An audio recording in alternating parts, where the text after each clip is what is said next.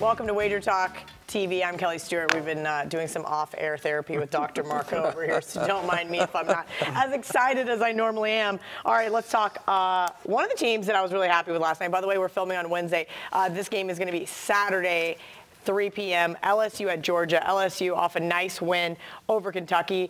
Georgia, I had circled last night as maybe a considerable play at A&M, and I was so wrapped up in everything else. I'm so glad I missed the tip-off because they got absolutely throttled by A&M last night. So this is just a really interesting line. Marco, I'll start with you.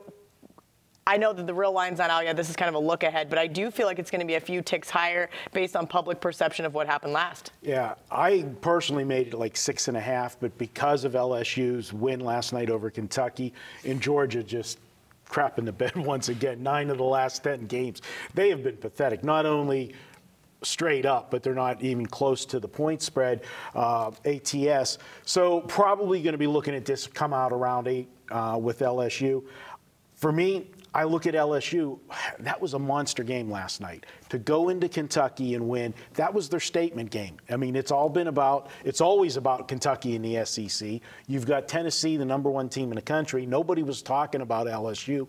Now they made their statement game, and all you're going to hear the rest of the week is how good LSU is. You know, we've been sleeping on this team. We missed them. Well, you know, I got to throw my little fat and sassy out there. This will be one. And by the way, when we did radio yesterday with Dave Koch and we were doing the Michigan State game, we covered that one. And you know how you look for quotes on coaches? I was like I had to highlight it and copy and paste it into the show to do it. Tom Izzo used fat and sassy about his team, and not before last night's game, but after the Illinois game, he said this team's just been playing fat and sassy. They need to come to play, and now they've won 2 in a row. So fat and sassy works. But I just don't trust Georgia here. I think what you're going to see is LSU, if they do come up flat, it's going to come up flat on the defensive end of the floor. They like to get up and down the floor. Georgia's just been giving up points to everybody. I think this is where I'm going to look for the over in this game rather than the play. I lean to Georgia. I don't know if I have things down the southern region big enough to bet Georgia here, but I am going to go with the over in this one. If I can get, I'm projecting 155 points for me is what I'm projecting. So if I can get something a total 152 or less, I'll be looking at the over. Tony, your thoughts on this one? This is interesting. I agree with everything Marco just said. As I mentioned, I was looking at Georgia last night, and I'm really glad I ended up just completely forgetting about the game altogether. But this is the Georgia team that has to get something going and has to get up to the level of competition. And as he mentioned, you're paying a little bit of a premium now for LSU. Do you agree with that? I do agree with that. I think, listen, I made this line even higher than that because of where Georgia is, losing 9 of 10, like you mentioned.